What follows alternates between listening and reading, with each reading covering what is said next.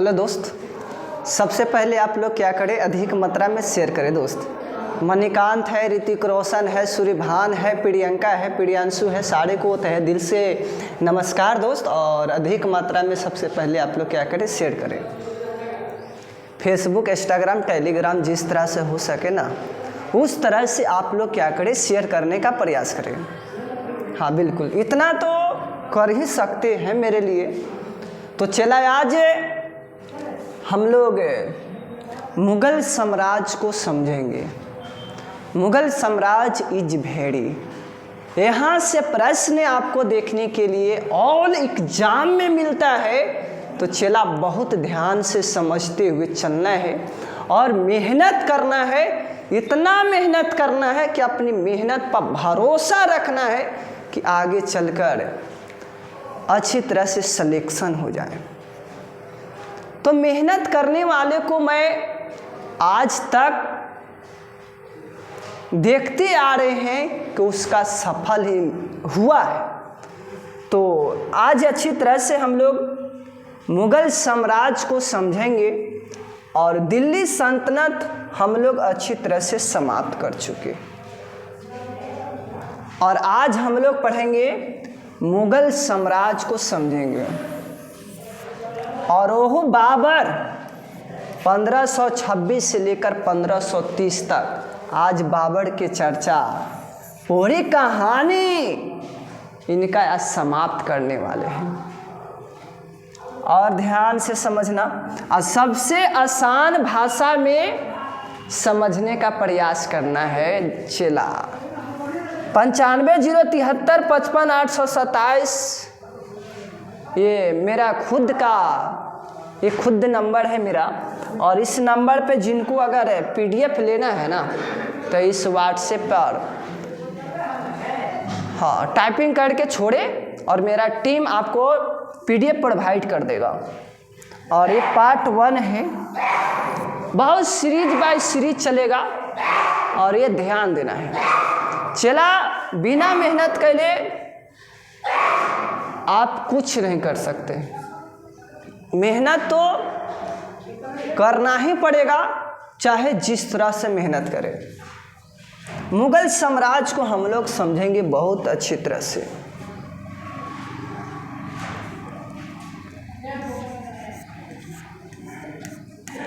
मुग़ल साम्राज्य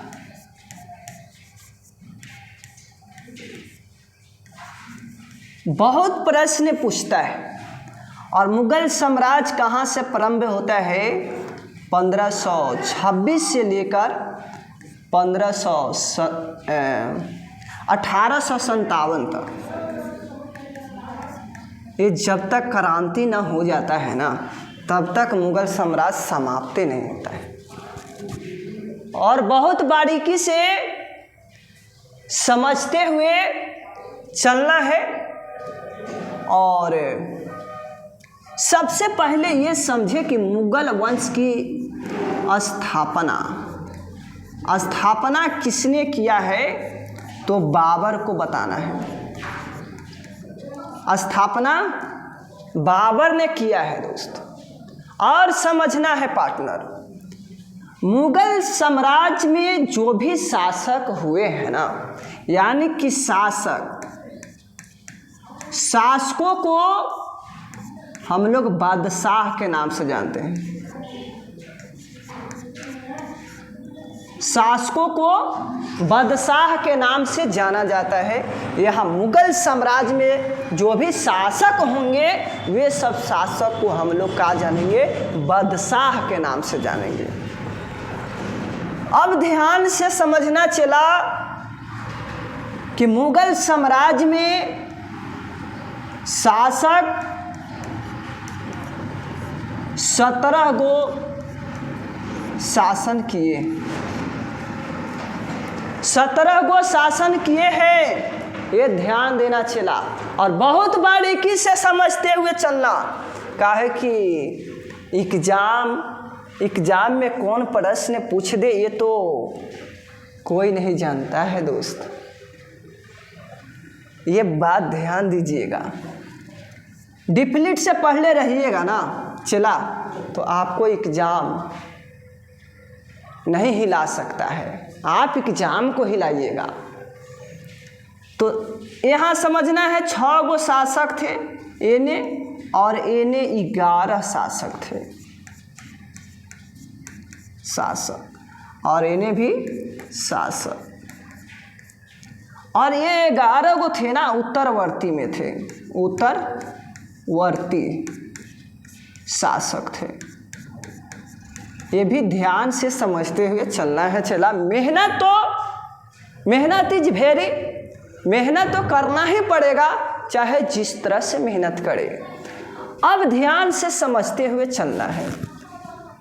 ये जो है ना,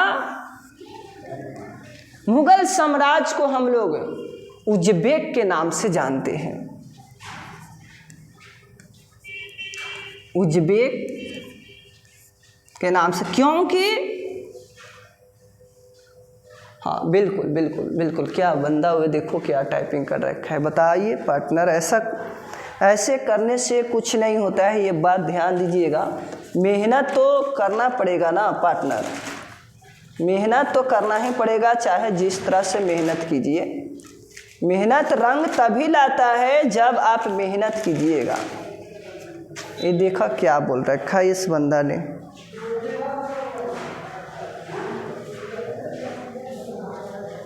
ये समझना है, ये जो है ना उज़्बेक के नाम से जानेंगे, ये ध्यान देना है। और क्या नाम से जानेंगे? उज़्बेक के नाम से जानेंगे, और मिर्जा के नाम से जानेंगे, मिर्जा के नाम से जानेंगे। मंगोल के नाम से जानेंगे। ये सब ध्यान देना है। उज़्बेक, मिर्जा, मंगोल के नाम से जानेंगे। और नाम जानते हैं इनको बारे में, बहुत अच्छी तरह से याद करना है, ताकि जब लोग बदल सकते हैं तो आप क्या चीज़ हैं। हाँ, तैमूर कह सकते हैं, तैमूर,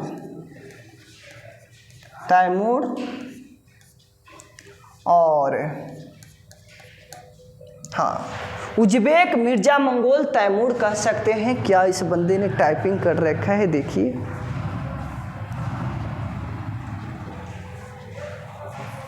ये देखो क्या बोल रखा है। सर कहाँ से बिलोंग करते हैं?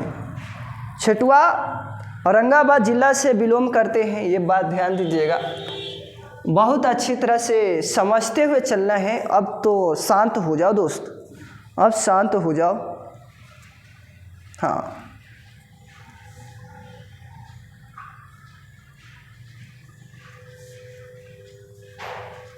बरलाज, हाँ बरलाज के नाम से। ये बरलाज, ये सैनिक जो थे ना, सैनिक अच्छे लगते थे, सैनिक अच्छा लगता था, इसके लिए बरलाज कहते हैं। अब ध्यान दीजिएगा, उज़्बेक जो है ना, उज़्बेक है, यहाँ के तो निवासी थे, ये निवासी थे, ये ध्यान देना है। अब ध्यान देना है मिर्जा ध्यान देंगे। और तैमूर को मैं यहाँ समझेंगे मंगोल, क्योंकि इनका बाबर के माता जी हुए कुतुब।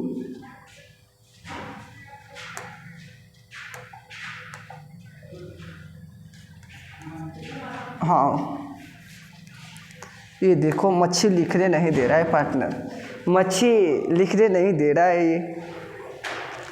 ये तो दिक्कत है। अरे बंदा देख लो क्या लिख रहा है ये, ओहो।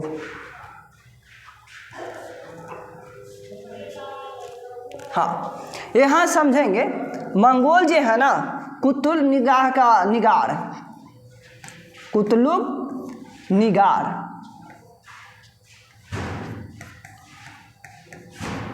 कुतुब निगार का मंगोल, हाँ मंगोल से बिलोंग करते हैं।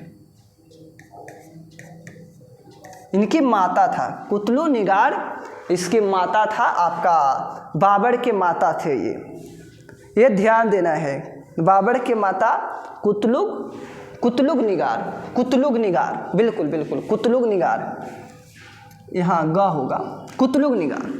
अब ध्यान से समझना है, ये तैमूर है और ये जो है ना, ये जो आपका दिखाई दे रहा है ये 14वीं पीढ़ी की थी। ये जो महिला थी ना 14वीं पीढ़ी की थी। अब ध्यान से समझना है, हाँ बिल्कुल बिल्कुल बिल्कुल।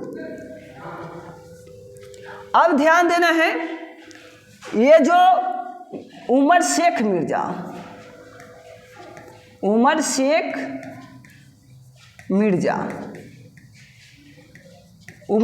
मिर्जा इनका बाबर के पिता थे ना, वही हैं। और ये जो तैमूर देख रहे हैं उमर शेख मिर्जा जो बाबर के पिता हुए, ये कैमी पीढ़ी के थे आप लोग बताइएगा। हाँ बिल्कुल, उमर शेख जो मिर्जा हैं, उमर शेख मिर्जा ये जो है ना 5वीं पीढ़ी के तैमूर से संबंधित थे। हाँ तैमूर से संबंधित थे 5वीं पीढ़ी में, यानी कि 5वीं पीढ़ी समझ जाइए पार्टनर, ये अपना छोड़कर 5वीं पीढ़ी। अब समझते हुए चलेंगे, उज्बेक निवासी था, उज्बेक का क्या था, निवासी था, इसलिए हम लोग मुगल को उज्बेक कहते हैं। मिर्जा किसको बोलते हैं, उमर शेख मिर्जा, यानी कि इनकी पिता का ही मिर्जा नाम था और इसका मुगल साम्राज्य को हम लोग मिर्जा के नाम से जानेंगे। और मंगोल को कुतलुग निगार कहेंगे। और जो मंगोल से निवासी करते हैं ना, ये 14वीं पीढ़ी की आपका बाबर के ये माँ थी, बिल्कुल पार्टनर, बाबर की माँ थी। तैमूर जो है ना, ये उमर शेख मिर्जा के 5वीं पीढ़ी के तैमूर लंग से संबंधित था इनका, और इनको हम लोग मंगोल साम्राज्य को हम लोग तैमूर के भी नाम से जान सकते हैं। अब ध्यान दीजिएगा, यहाँ बरलाज, यहाँ सैनिक अच्छे लगते थे और मुगल साम्राज्य को हम लोग कहते हैं कि क्या बोलेंगे, बरलाज कहेंगे। यहाँ तक आपको क्लियर हो गया होगा, यहाँ तक आप लोग की अच्छी तरह से क्लियर हो गया होगा। और ध्यान से समझते हुए चलना है, ध्यान से समझते हुए चलना है, बहुत ज़रूरी है। अब ध्यान दीजिएगा, 6 शासकों को, शासकों को यानी कि 6, ये सब हम लोग जानेंगे।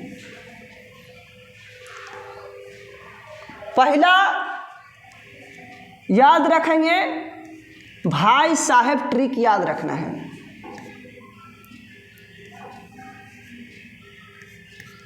भाई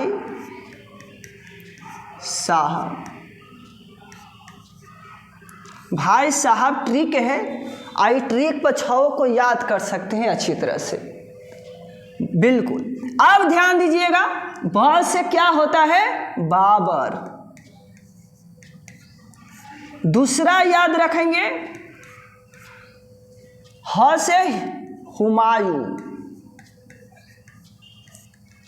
तीसरा याद रखेंगे, अकबर। चौथा याद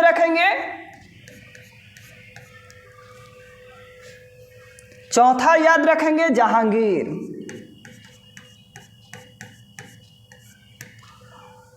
और 5वां याद रखेंगे, स से शाहजहां।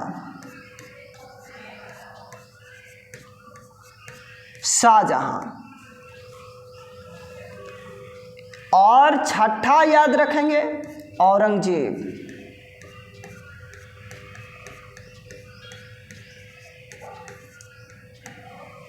और 7वां इतना इम्पोर्टेंट नहीं है, बहादुर शाह।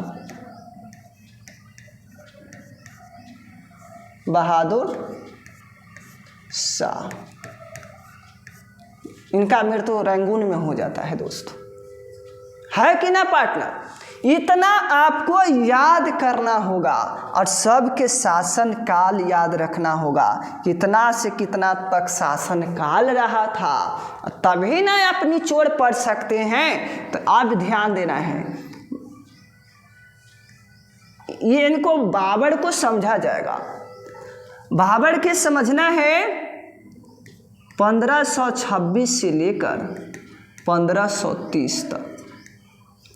पान खा चल घर, मृत्यु हो जाता है बाबर के।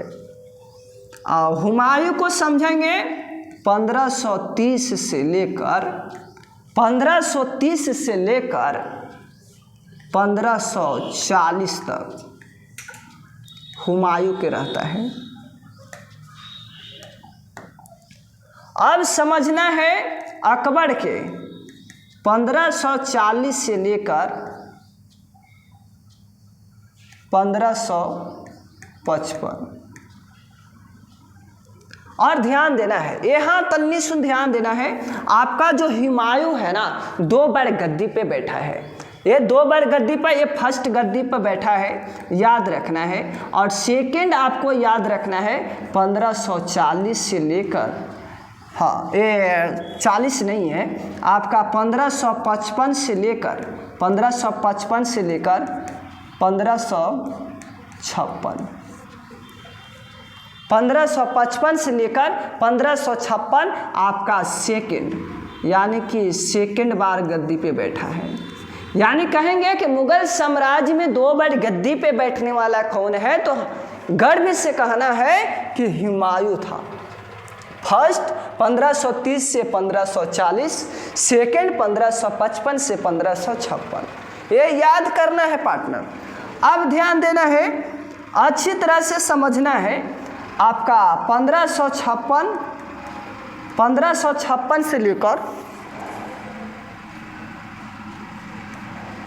हाँ 1605 में आपका अकबर बैठ जाते हैं। अब ध्यान देना है 1605 से लेकर 1627 में आपका गद्दी पे जहांगीर बैठ जाता है, ये ध्यान देना है। और शाहजहां को ध्यान देना है 1627 से लेकर आपका 1657 तक ये गद्दी पे बैठ जाता है शाहजहां। तो इतना आपको करम से याद करना होगा, तभी आप सबको जानकारी प्राप्त कर सकते हैं। देखिए मच्छियाँ जो होता है ना, ये मच्छियाँ स्किने शॉट ले लिया, बताओ मच्छियाँ स्किने शॉट ले लेता है। तो इतना आपको याद रखना है। बाबर 1526 से 30 तक, हुमायूं 1530 से 40 और सेकंड गद्दी पे बैठता है आपका 1555 से 1556। अब ध्यान देना है अकबर को। अकबर 1556 से लेकर 1605 ईस्वी तक, जहांगीर 1605 से 1627 तक। अब शाहजहां जो है ना 1627 से 57 तक ये शासनकाल करता है। और इसके बाद बहादुर शाह और औरंगजेब जो है ना, हाँ 1657 से लेकर 1707 तक ये आपका औरंगजेब है। बहादुर शाह उतना इम्पोर्टेंट नहीं है जितना ये सब सम्राट शासक हुए। तो ये बात ध्यान देना है चला, और याद करते हुए चलना है। और बाबर हम हेडिंग में लगाते हैं, और बाबर को समझना बहुत बहुत ज़रूरी है। बाबर का 1526 से लेकर 1530 तक, इतना तक ये शासन किए थे। तो सबसे पहले बाबर से प्रश्न पूछता है कि बाबर जो है ना मुगल साम्राज्य की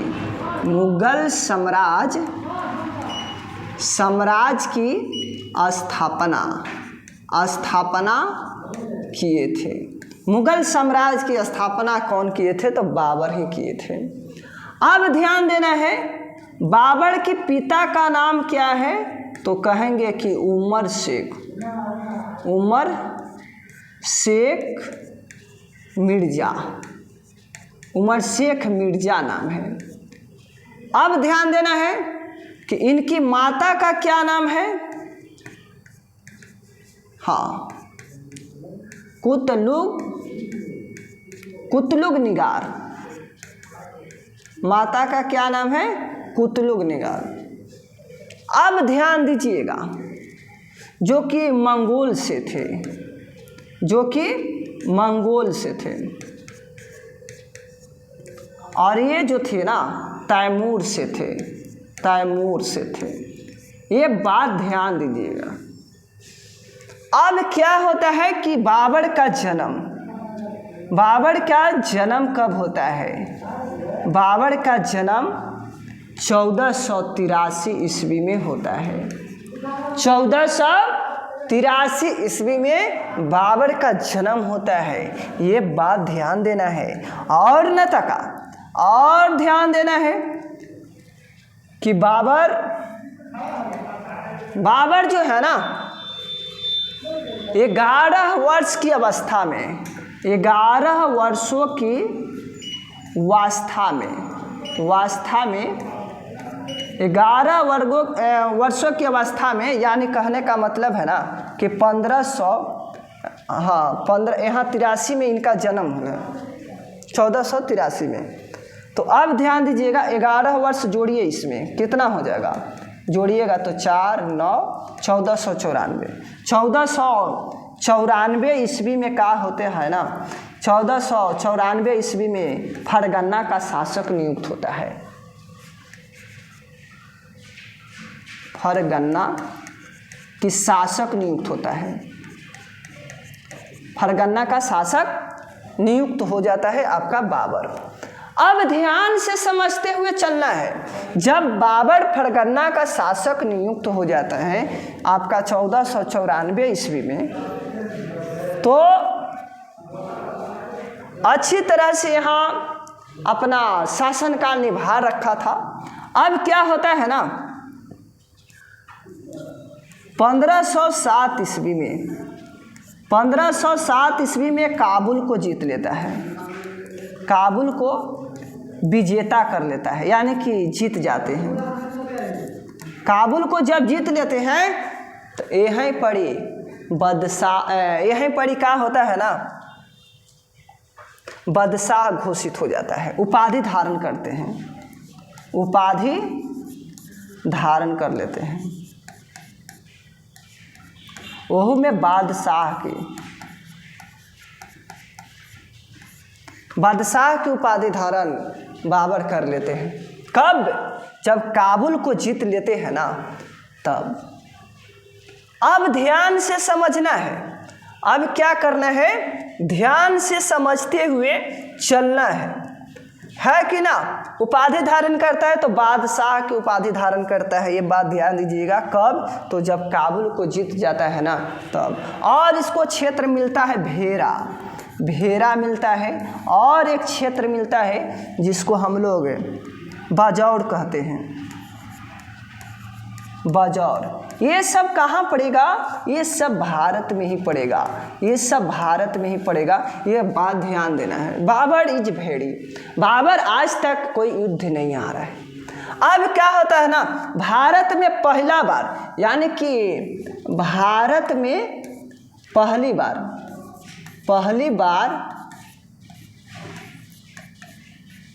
युद्ध करता है वह यूसुफ जई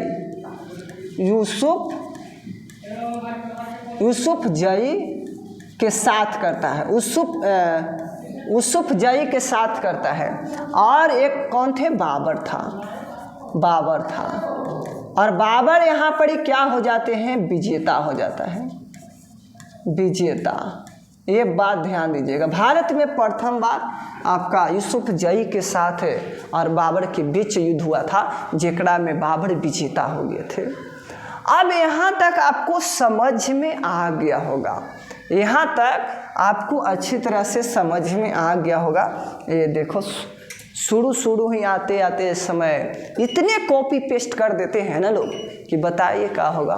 तो इसलिए कॉपी पेस्ट नहीं करना है। शुरू देखिए, जब मंच पर चढ़ने के लिए करेंगे ना तो अधिक मात्रा में कॉपी पेस्ट करने के लिए प्रयास कर देते हैं लोग। तो बताइए, दिमाग खराब हो जाता है। तो ऐसा नहीं करना है, एकदम आराम से पढ़िए ना। आपका जो लक्ष्य है हासिल करना है, उस लक्ष्य पर ध्यान दीजिए, मेहनत कीजिए, मेहनत पर भरोसा कीजिए। बस इतना ही हम बोलना चाहते हैं। बहुत स्मार्ट दिख रहे हैं सर। अरे बताओ दोस्त, पढ़ लो, अभी मौका है। तो ये विजेता हो जाते हैं, यूसुफ जई के हार हो जाता है। अब ध्यान से समझना है, अब ध्यान से यही समझना है, यही ध्यान से समझना है कि बाबर का 4 पुत्र था। बाबर के 4 पुत्र था, 4 पुत्र था। और चारों पुत्र को नाम याद करना है, प्रथम, सेकंड और थर्ड, और एक होते हैं फोर्थ। एक का नाम है हुमायूं, अस्करी,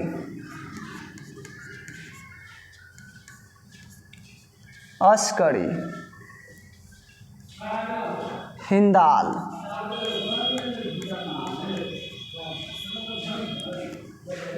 एगो कमरान।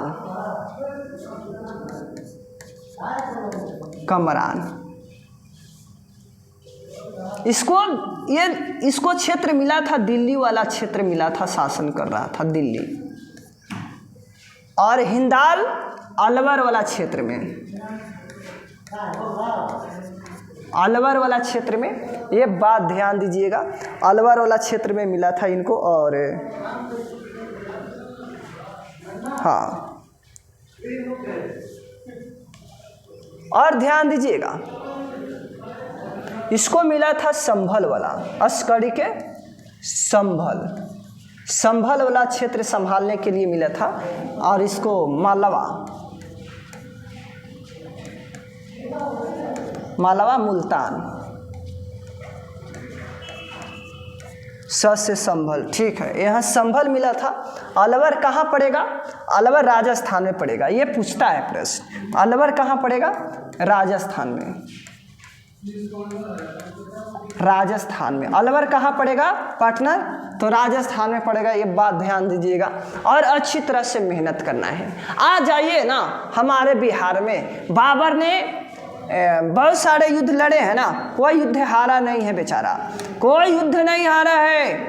देखिए बाबर का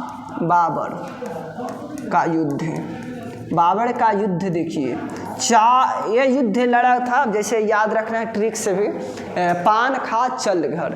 हाँ, पान खा चल घर, पान खा चल घर। ये याद रखना है पानीपत। अब याद रखना है फर्स्ट, और सेकंड याद रखना है खानवा, और ये चंदेड़ी और घाघरा। ये सब युद्ध लड़े थे आपका बाबर। और ये पानीपत का 1526 में युद्ध हुआ था, और पानीपत का युद्ध 1526 में युद्ध हुआ था। ये बात ध्यान देना है। ये जो युद्ध हुआ था खानवा का युद्ध 1527 ईस्वी में हुआ था, ये बात ध्यान दीजिएगा। चंदेड़ी का युद्ध होता है 1528 में युद्ध होता है, और ये होता है 1529 में युद्ध होता है। अब बाबर का मृत्यु हो जाता है। बाबर इस दुनिया से चले जाते हैं और इनका मृत्यु हो जाता है। कहाँ? तो हाँ, बिल्कुल तो इनका मृत्यु हो जाता है 1530 में। ये बात ध्यान दीजिएगा, ये बात ध्यान दीजिएगा, और ये बहुत अच्छा है और इसको कदर किया जाएगा। ये सब युद्ध बाबर इजभेड़े यानी बाबर जीत चुके थे। ये सब युद्ध जो है ना बाबर हाथ में ही रख लिया था, अपनी गट्टा पर दम रख के। ये किसके किसके बीच होता है? बाबर और इब्राहिम लोदी के बीच। जब लोदी शासन चल रहा था ना उस समय आपका यही बाबरे लड़ गया था सीधे।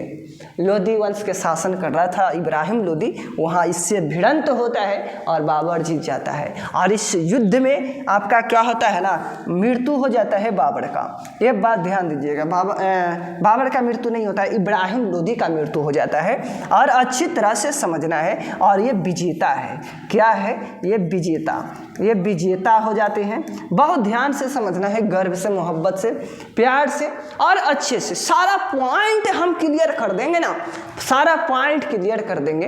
ये बात ध्यान दीजिएगा। अब ये जो युद्ध लड़ता है ना, ये बाबर और कौन है? राणा सांगा है। अब ध्यान दीजिएगा, बाबर विजेता है, ये ध्यान देना है। जब बाबर विजेता हो जाते हैं और राणा सांगा का हार हो जाता है और इनको एक हाथ, एक पैर, एक क्या होता है ना, ये काट दिया जाता है। और राणा सांगा का कहने का मतलब है ना, जो 80 घाव शरीर पे रहते हुए भी कोई युद्ध में लड़कारे, तो ये युद्ध लड़ने के लिए तैयार हो जाते थे। ऐसा राणा सांगा थे। यानी कि राजस्थान में मेवाड़ जो हम पढ़ाए हैं ना, ये बहुत कहने का मतलब जो भी मेवाड़ में शासन किए हैं वो अपने आप को ही खुद राणा समझते थे। अब ध्यान दीजिएगा, ये बाबर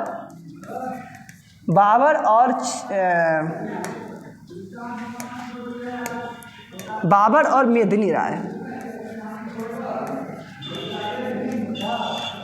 राय के बीच होता है, जेकरा में ये विजेता हो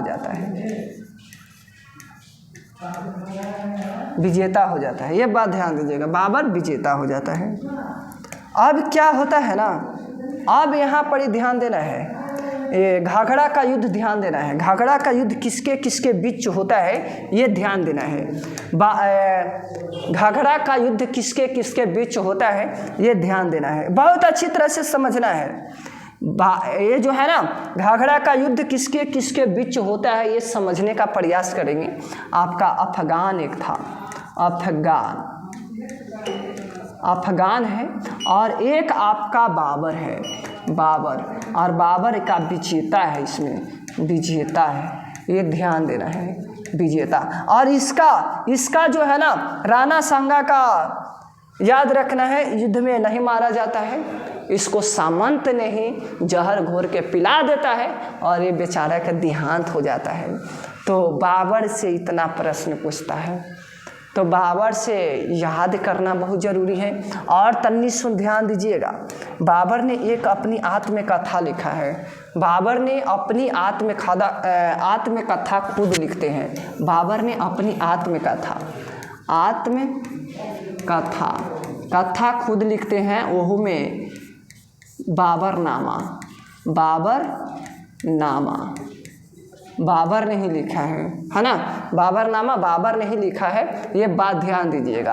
अब क्या होता है ना, ये लिखा है तुर्की भाषा में, तुर्की भाषा में लिखा गया है, ये बहुत ध्यान से समझना है, तुर्की भाषा में लिखा गया है। अब क्या होता है ना, इसका अंग्रेजी में अनुवाद किसने किया था, तो कहना है कि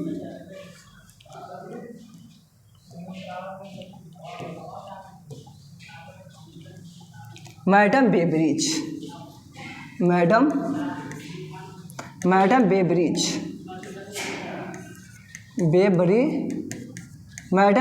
ने किया था, अंग्रेजी में अनुवाद किया था। ये बहुत ध्यान से समझने का प्रयास करेंगे, है ना, बहुत ध्यान से समझते हुए मेहनत करना है दोस्त। है ना, अंग्रेजी में अनुवाद किया था।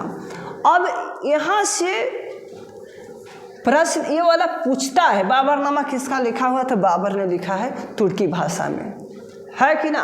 अनुवाद अंग्रेजी में किसने किया है? तो मैडम बेब्रिज। और कहेगा कि फारसी में अनुवाद किसने किया है? अनुवाद फारसी में अनुवाद किसने किया है? तो कहना है कि पाइंदा ने किया है।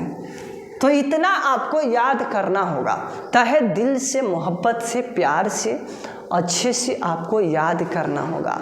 और कहते हैं ना, हाँ बहुत अच्छे, वेरी नाइस, बहुत वेरी नाइस। हाँ, एक सॉन्ग सुनाइए सर, आपका लाजवाब रहता है।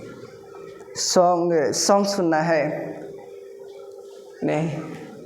और आप लोग होम गार्ड वाले जितने भी विद्यार्थी फॉर्म डाले हैं होम गार्ड के लिए, अगर होम गार्ड में अगर सिलेक्शन लेना है ना, नौकरी पाना है ना, तो अपनी काबिलियत पर भरोसा रखिए, अपनी मेहनती पर भरोसा रखिए और जाइए और दिखा दीजिए। इतिहास रचने का मौका मिला है आपको। अगर इस बार इतिहास नहीं ना रचा पार्टनर, तो बहुत दिक्कत है। तो चला, मौका मिला है, मौका गंवाना नहीं है, चुकना नहीं है, मिस्टेक नहीं करना है, और इस बार होम गार्ड में सिलेक्शन लेकर दिखा देना है और माँ बाप का नाम रोशन कर देना है। तो कहते हैं ना कि रख हौसला वो मंजर भी आएगा, प्यासे के चलकर समंदर भी आएगा, थक के मत बैठे मंजिल की मुसाफिर, थक के मत बैठे मंजिल की मुसाफिर, मंजिल भी मिलेगा और मंजिल की माजा भी आएगा। तो चला, अपनी काबिलियत पर भरोसा रखना, इतना भरोसा कर दे, इतना मेहनत कर दे कि सिलेक्शन पा ले। बिहार पुलिस और होम गार्ड। तो अभी बहुत देख रहे हैं कि होम गार्ड में इतने दौड़ रहे हैं ना लोग, पढ़ाई लिखाई सब बंद, कॉपी सजल है दिलखा पे, और सिर्फ और सिर्फ मेहनत कर रहे हैं दौड़ पर। तो उससे अच्छा है कि कॉपी पर भी ध्यान देना होगा, ऐसे भी मेहनत करना होगा, दोनों जरूरी है। तो बस हम ज़्यादा तो बोल नहीं सकते हैं ना, दुख भी लगता है लोग के, तो इसलिए नहीं ज़्यादा बोलेंगे। यहाँ पर इब्राहिम लोदी का पानीपत का प्रथम युद्ध हार होने का रीजन क्या था? कि इनका चाचा आलम खां, भाई दौलत खां, ये सब युद्ध में ललकार दिया था इब्राहिम लोदी को बाबर के साथ लड़ने के लिए, और यही सब पीछे हो जाता है। तो बताइए, चाचा भी साथ नहीं देते हैं और भाई भी साथ नहीं देते हैं। जब युद्ध प्रारंभ हो गया तो ये सबको तो देना चाहिए था ना, लेकिन इस सब युद्ध में साथ नहीं देते हैं, इसीलिए हार हुआ है इब्राहिम लोदी को।